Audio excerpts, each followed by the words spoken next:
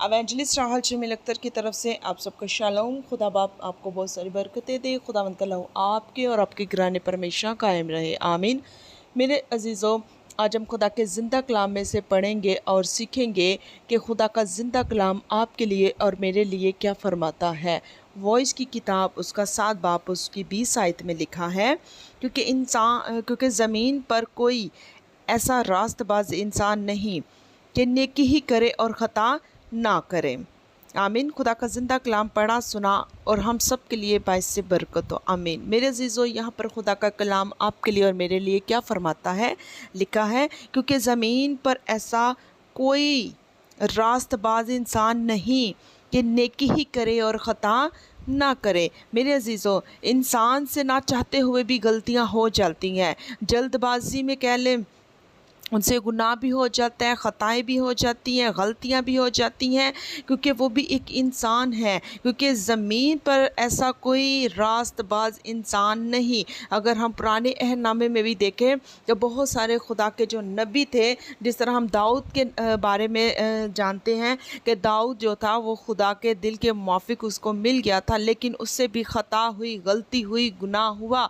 आगे हम देखें कि जिस तरह शमसून था, उससे भी गलती हुई, ख़ता हुई, गुनाह हुआ, क्योंकि वो भी एक इंसान था। अगर हम देखें सुलेमान बादशाह को भी, तो उससे भी ख़ता हुई, गलती हुई, क्योंकि देखिए इन ज़मीन पर ऐसा कोई रास्तबाज इंसान नहीं कि वो नेकी ही करे और ख़ता ना करे। क्योंकि मेरे अजीज़ों, कई बार हमारे रास्ते चुनने में हमें गलत फहमी हो जाती है। कई बार हम रास्तों को गलत चुनाव कर लेते हैं। कई दफ़ा हम गैदरिंग को गलत जो है उनका चुनाव कर लेते हैं। अगर हम लोगों में गैदरिंग को नहीं हम देखते और जाकर बैठ जाते हैं। कई बार ऐसा होता है कि खुदा के खादमी जो रास्तबाज हैं, वो ना चाहते हुए भी उस महफ़िलों में उनको जाना पड़ जाता है जहाँ से वो जाना पसंद नहीं करते, लेकिन वो इंसान है और वो ज़्यादातर जो है वो इंसानों को ही जो है तरजीह देते हैं कि नहीं। अगर हम लास्ट टाइम हम किसी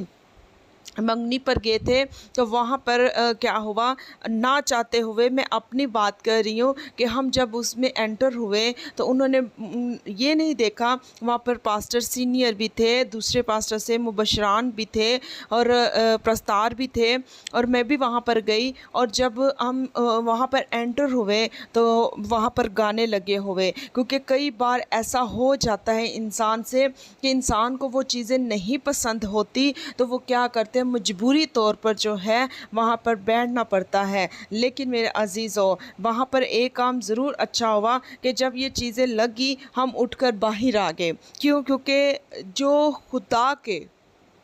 खुदा के नज़दीक होते हैं, जो खुदा के वफ़ादार होते हैं, वो इन चीज़ों को पसंद नहीं करते। अब मेरे अजीज़ों, कई बार इंसान ऐसा होता है तो वो ख़ता कर जाता है, बोलते बोलते ख़ता कर जाता है, उठते बैठते ख़ता कर जाता है, गलतियाँ कर देता है।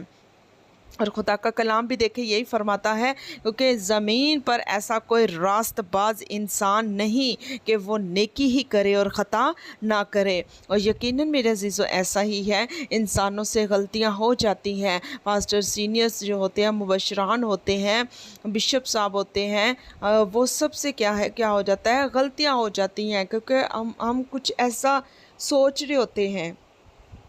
इवन कि हमारे बच्चों को जब डांटना पड़ता है तो हमारे मुंह से कुछ ऐसे लफ्ज़ निकल आते हैं जो खुदा को नापसंद हो।